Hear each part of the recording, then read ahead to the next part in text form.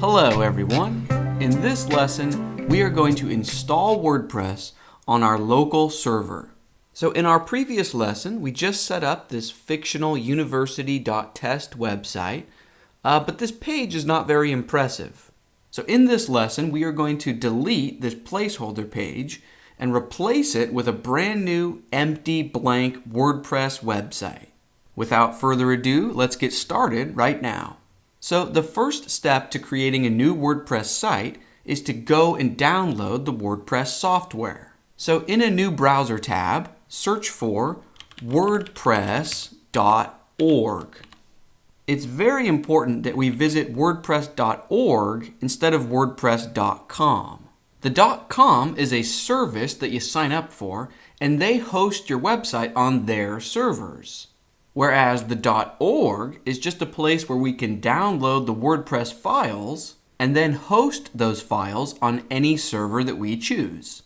Alright, so let's head over to wordpress.org, and then towards the top right we should see a download button. So go ahead and click that. And now from this page we just want to click this download button here. And when your download completes, then just navigate to wherever you saved the file to. So in my case, on my computer, that's the downloads folder. Okay, and here I see that new file that I just downloaded from WordPress. It's a .zip file, so our next step is to unzip or extract it. If you're on Mac, you can just double-click the file. If you're on Windows, you can right-click on it and choose the extract option. Okay, but either way, once we extract the zip file, then we will have a brand new folder. And if we look inside that folder, we see tons of files and folders, and these are the guts of WordPress. So now the question becomes, what do we do with these files? Where do we move them? How can we use these files to power our fictional-university.dev website? Well, let's begin by locating the index.php file that controls this page. So remember that folder that we created either on our desktop or in our documents folder or somewhere convenient? We named it local sites or projects or something along those lines. So if we open up that folder, remember this is where our local server lives. And at the moment we just have the one website, the fictional university website. So let's go into that folder. And from here, let's go into the app folder. Okay, and here is the index.php file that controls what we see here on our website. So our website is powered by whichever files live within this app folder. So if we want to begin using WordPress for this website, all we need to do is go into the app folder and replace this index.php file with all of the WordPress files that we downloaded just a few moments ago. So to do that, I will begin by deleting the lonely index.php file in our app folder. So let's delete this file. And now I just want to move over all of the files from our downloaded WordPress folder. So you can either click and drag to highlight all of these files and folders, or the keyboard shortcut to do that same thing is Command-A on Mac or Control-A on Windows. Okay, but once you've got all of the files highlighted, then let's just drag them over into the app folder. Okay, now we are just one step away from being up and running with WordPress. And this last step has to do with databases. So WordPress needs a database where it can save everything. All of its pages, all of its posts, all of the settings, all of the everything. Now, WordPress cannot find or create a database on its own. It needs our help. And the way that we help WordPress find a database to save to is by editing this wp-config-sample PHP file. The first thing that we want to do is rename this file so that it no longer contains the word sample in its name. So just rename it and remove the sample from the end so that it's simply wp-config.php. Okay, now our next step is to open up this file in our text editor. Remember in our previous lesson, I had you install either Sublime Text or Atom. So right now, open this file up in your text editor program. Here it is. And now I want you to scan down the page visually a bit, and we are looking for this line of code. It says define and then db_name, and what we want to do is edit this part that I'm highlighting right now, the part that reads database_name_here. Now, if you are using my VirtualBox and Vagrant local server environment, all you need to do is replace this highlighted text with db name. All right, and then a few lines below that, on this line, we want to take this highlighted part that reads username_here. We want to replace that with db user. Okay, and then finally, on the line right below that, where we see define db password, this part that I'm highlighting right now, password_here, let's replace that with 1, 2, 3. Okay, and again, if you are using my VirtualBox and Vagrant setup, then at this point you can save this file and skip ahead in the lesson a bit. However, if you are not using my VirtualBox and Vagrant setup, and you are instead using something like MAMP or XAMPP, or any one of the other thousands of local server solutions, if that's the case, then these three values will not work for you. And what you'll need to do instead, for this first value, instead of db name, you'll need to create a new database, and then whatever you name it, use that name here instead of db name. So the question becomes, how in the world do I create a new database? Well, if for your local server solution you're using something like MAMP or XAMPP or something similar, it probably installed something on your computer named phpMyAdmin. You can usually find a link to phpMyAdmin from the MAMP or XAMPP starter page.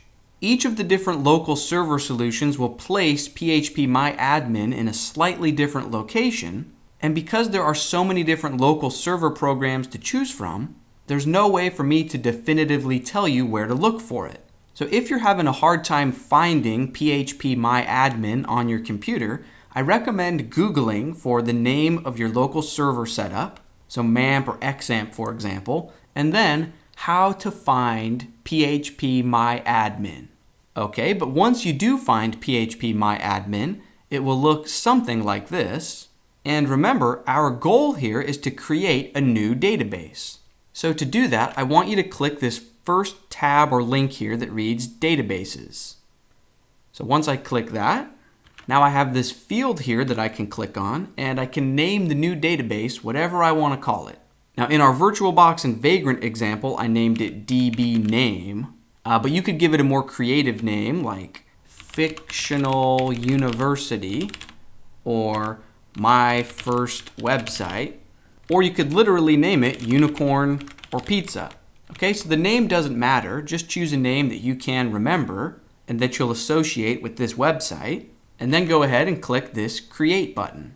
Okay, so once you do that and you've created the database, then jump back over to your text editor, and on this line, instead of db name here, replace it with whatever you just named the database.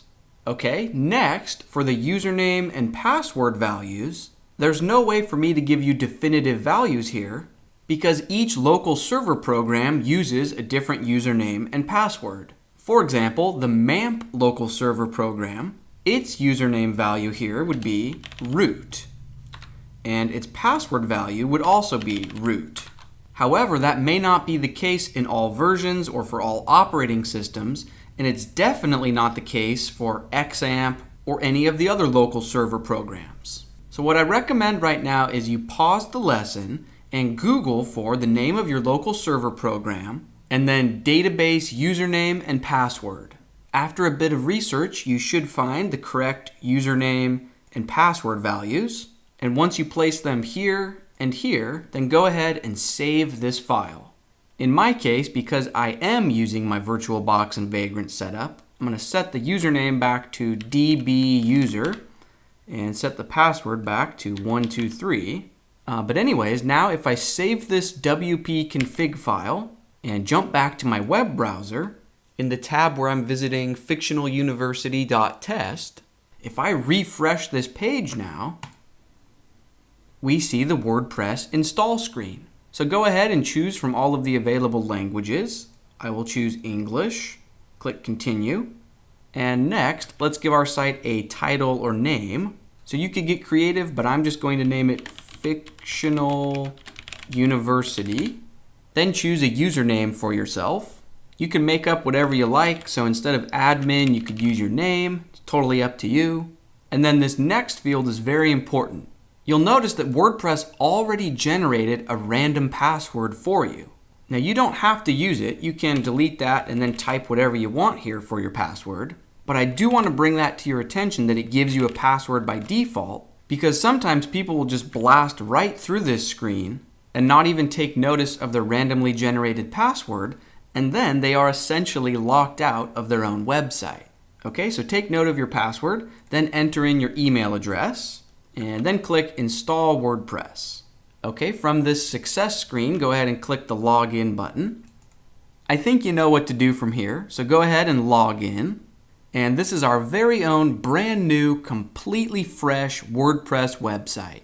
It's just like any other WordPress website you've ever worked on in the past, only this one lives on your personal computer, so you're the only person in the world who can view this website. Now that's actually going to bring this lesson to a close, and from here you have a choice of where you go next. If you want to work on the main project of this course, right, where we build the Fictional University website, then you will want to return to the very first chapter or section of the course and find a lesson named First Taste of PHP. Or, on the other hand, if you've already worked through the main project of this course, and now you're just trying to learn more about VirtualBox and Vagrant, you might be interested in the next lesson where we learn how to create a second and third and fourth website. We sort of cheated with the fictionaluniversity.test website because I set up the configuration for it, I created the database for you. So if you want to learn more about how all of that works and how to create additional sites within your one Vagrant environment, go ahead and watch the next lesson. Either way, whichever you choose, let's keep things rolling.